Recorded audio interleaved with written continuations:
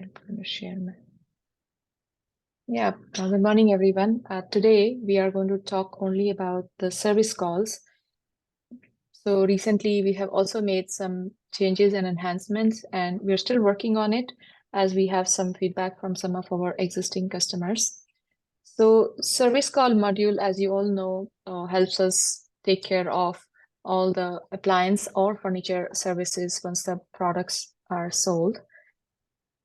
So first I will touch on what we are adding new. So a lot of our customers also sell furniture, and furniture warranty is going to be very different from appliance warranty. And we've understood that for furniture warranty, you actually, when you make an invoice, the warranty is on the complete invoice, and then that puts that all the products under a warranty. So later on, if you are doing the service, such products will all should be showing that this is the warranty expiration date. So this is not something I'm going to be able to show today, but that's what our next release is going to be about, and I'll show that at that time.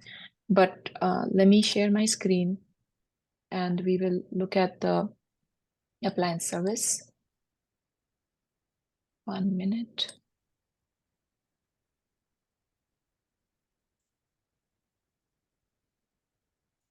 I'm thinking I have shared the wrong screen. Cameron, can you see my demo appliance? Yes, I can. Okay. So the first step that we need to do when we are setting up a service call is making sure that all the settings are correct in the system. So I'll take you to the service call section where do you want to use our calendar and route to create your service technician route? Is your business requiring that you must take a deposit on the service call? So these are the settings that we configure. So use calendar to schedule service call. Some of our customers do not want to use calendar. They just want to have a daytime picker. So that's why we have these other two options. Auto create a trip, meaning automatically whatever services I'm adding on the calendar, create a trip for that. Default to trucks.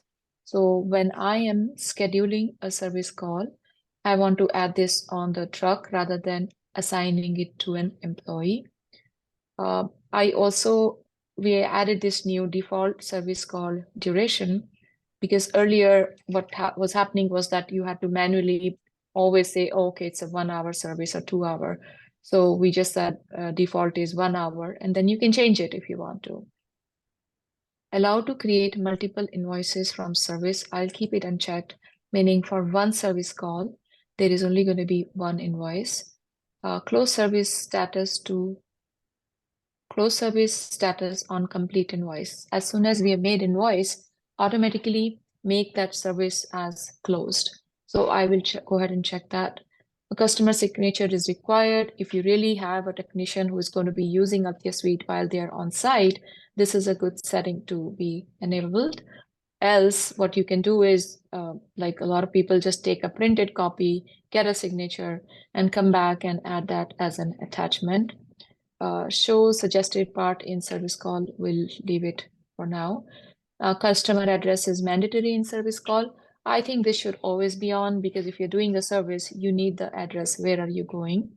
Show service call document number in sales invoice. So you've done a service and you have created an invoice against it. On the sales invoice manager, you want to also have a column of service call document. If you really need to collect the deposit as soon as the service is created, enable deposit and service call must be checked.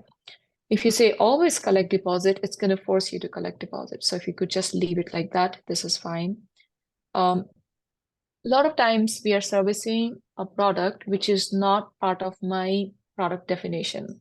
Like somebody randomly calls for a service. So you don't want to have a new SKU created in the system.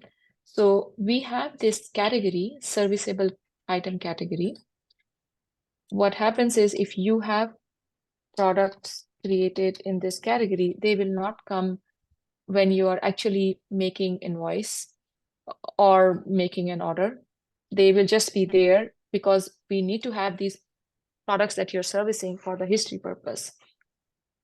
But internally, there is a flag, such items will not come in a quotation, order, or invoice. So we have to be careful about this. And we're going to save the setting.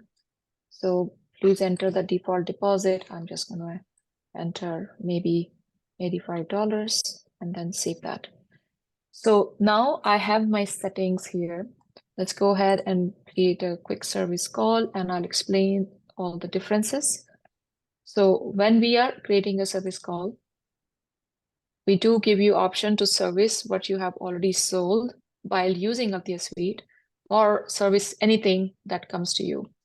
So in this account, if I am selecting a customer, and I do have some data here, if I select this product, well, there's no history, so we'll find out something which has an history here. I want to find something where we have sold. Okay, so if as soon as we select the product which needs to be serviced, so what is important is in this drop down, it's going to show all the products that were sold to this customer. If the same model number is sold to the same customer twice, but there is uniqueness because both of them have different serial numbers, so it's going to display two different models here with the serial number. In this case, I have only one. So we'll change the customer again and see if I can find somebody.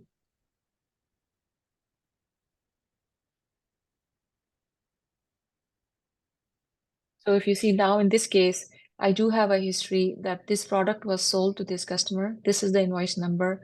This is the quick lookup number. If you're not using QLN number, that's absolutely fine. You get the serial number here. If you have added the revision number when you were receiving this product, it's also going to show that revision number here. Warranty expiration date. If the product has manufacturer warranty and extended warranty, it's going to show the breakup of both of them. So maybe it's still under the manufacturer warranty, or maybe it's extended warranty that this customer has bought. This section is used to write the problem statement, washer not working, or whatever that problem is. This section should be used for technicians' notes. So if your technician is going, and I'll show you how quickly these notes can be seen.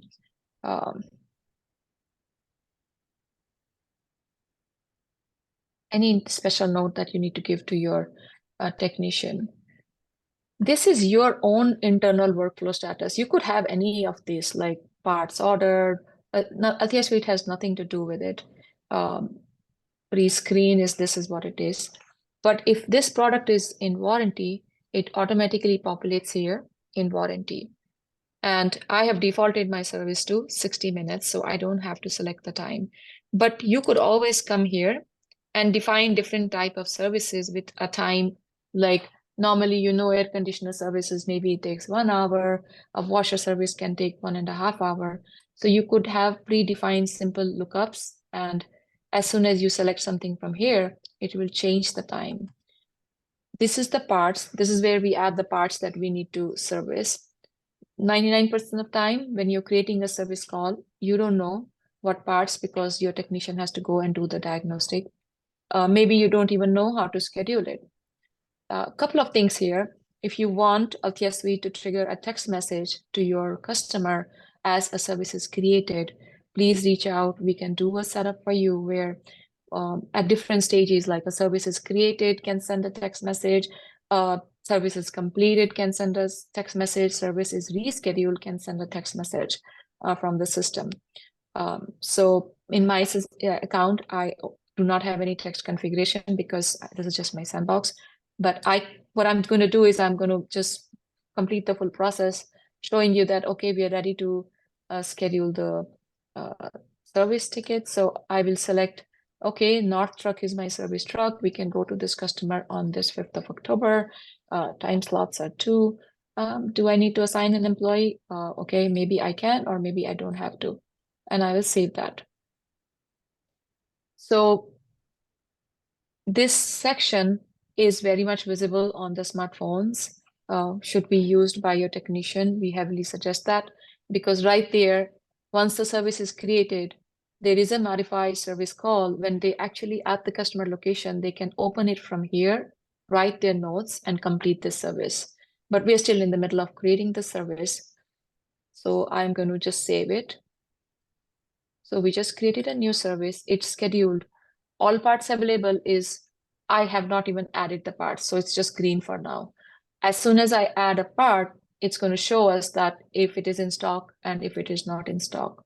One more thing is we are integrated with Marcon. So if you want to have a Marcon parts lookup while you're creating a service ticket, that also we can do a setup where just by clicking a button, we will be talking to Marcon and we'll give you the part name, the price of that retail price, sales price, and that stock of that part at different locations at Marcon. This is an API integration with Marcon that can be configured. Now, what I suggest is that this service call should be attended on the calendar. So I had scheduled it on the 5th. This is my service call. This is how your technician sees it. If I did an auto trip, that's what my setting is. It's going to combine it together and create a trip automatically. Now you close it from here, or you go to trip and close it. Either way, it will work. It's not going to be that service call is going to stay open in one of the places. You can close it from anywhere. So my suggestion is go ahead and open this service call right here. This is how your technician is going to open this service call. Once it's opened up, so now he has all the details about the service. Another thing which I wanted to show was, which I missed, is when I created this service call, I'm opening on another screen to show you that. Everything I wrote here, see service item name, the problem statement came right on the top of the screen. You don't have to keep opening the document in the modify mode just to check what's happening here. This hyperlink lets you view the document. So we suggest don't modify unless it's absolutely required. Right from the outside, you have buttons to schedule. This is already scheduled. So if it is not scheduled, need to schedule, you could have scheduled it right from here. Once again, you do not have to open the whole service call. The note for the technician can also be seen here under the address. And this will also be visible on the calendar, like enter from front door or whatever notes you wrote for the technician. So let's go back to my calendar. So this is the service call that opens at this time. Schedule, this is when it is scheduled. Any notes that needs to be written, like I visited and parts applied. So this is the note. This gets saved with date timestamp with the logged in user. So you have a full history of when the technician visited and how many times they visited. This is where you add the parts. I created a part 1, and then I'll add the service charge.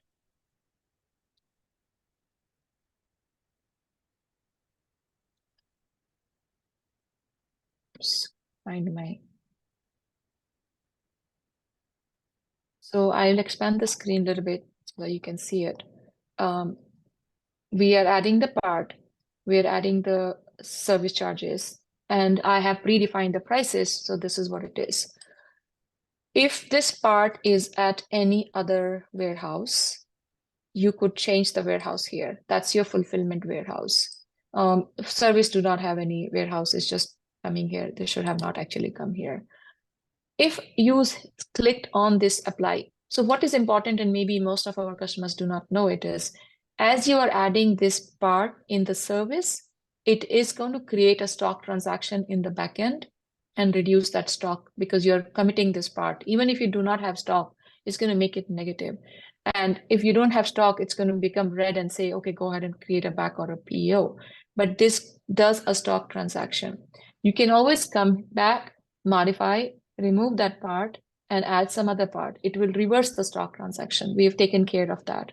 But if you clicked on apply, that means that you're actually applying this part there, and it will not let you make any modification. So this should only be used when you're 100% sure that there is no change. I would not even use that setting.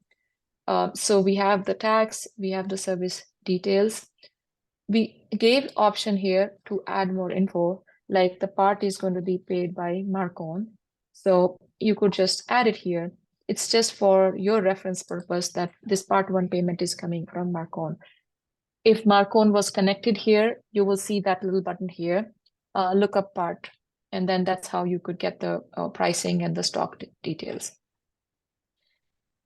You need to reschedule the visit because you were here and you do not have something, or you don't know what is the next step. You want to bring somebody else, go ahead and reschedule it.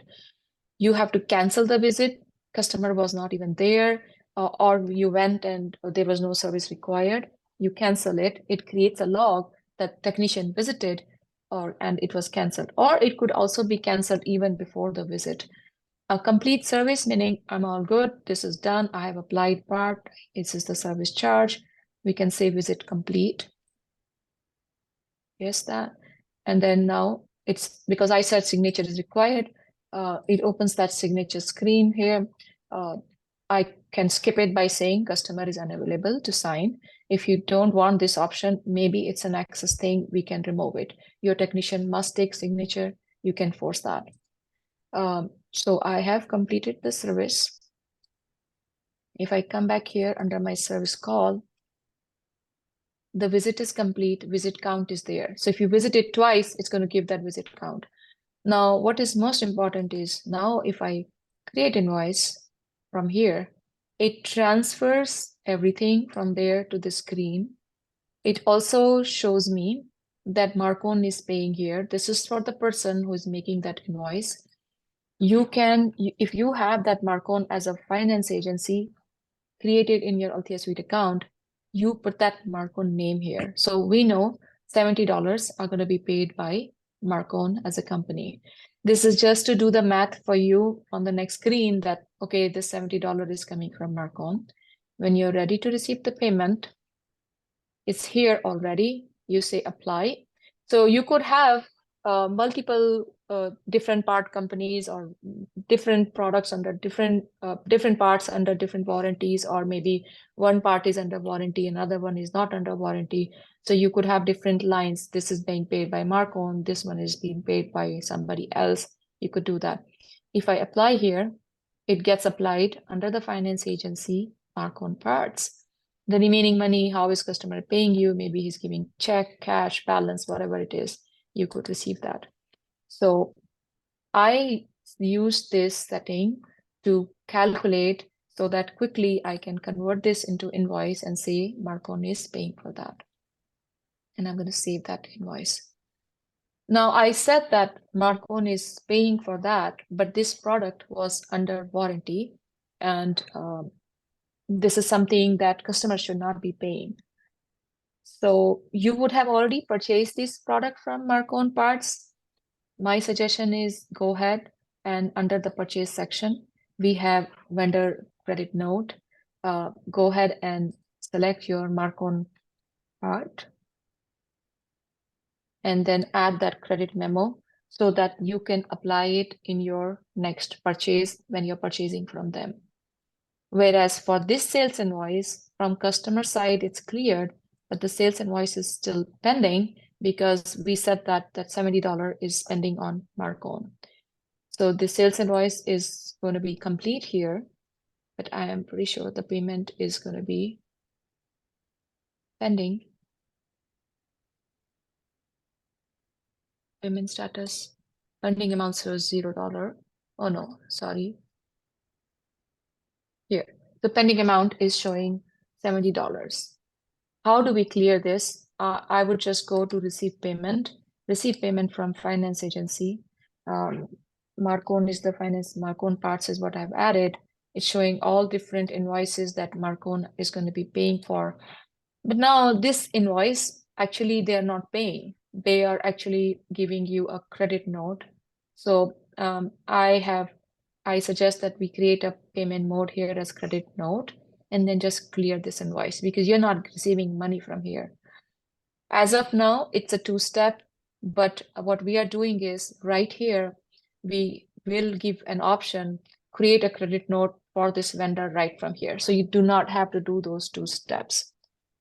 This is going to be in our upcoming release. It's not there yet. So I have to request you all to do this in the 2 steps for now. Whatever payment mode you want to use here, it could be a discount, mark-on discount, or mark-on collection or credit note that can be custom created and linked there to clear that invoice. Now, as I have a credit note from Marcon that I have created in this system, it's here. Next time when you make a purchase from them, you could apply that credit note so you don't have to pay them for that part which was under warranty, that is the service that you did. So other than that, there are several reports in the system where warranties sold in the date range, warranties expiring. What I will do is we will create an email, like a newsletter type of email, and link all those reports in that and send it over to everybody so you know what reports you could review to see your service calls. I think that's all for today. This became almost like a demo. But if anybody has any questions, please let me know, and then we'll be happy to answer. I think it's just Noah. Noah, do you have any questions for service calls today? Not that I can think of off the bat. Okay. Do you have any other question while you're here? You're the only one. Well, I would like the Marcone connection. Okay. Oh, okay. Perfect. Do you have, okay. Yeah, so we'll send an email to Marcon and get that set up. Yeah. Perfect. Yeah.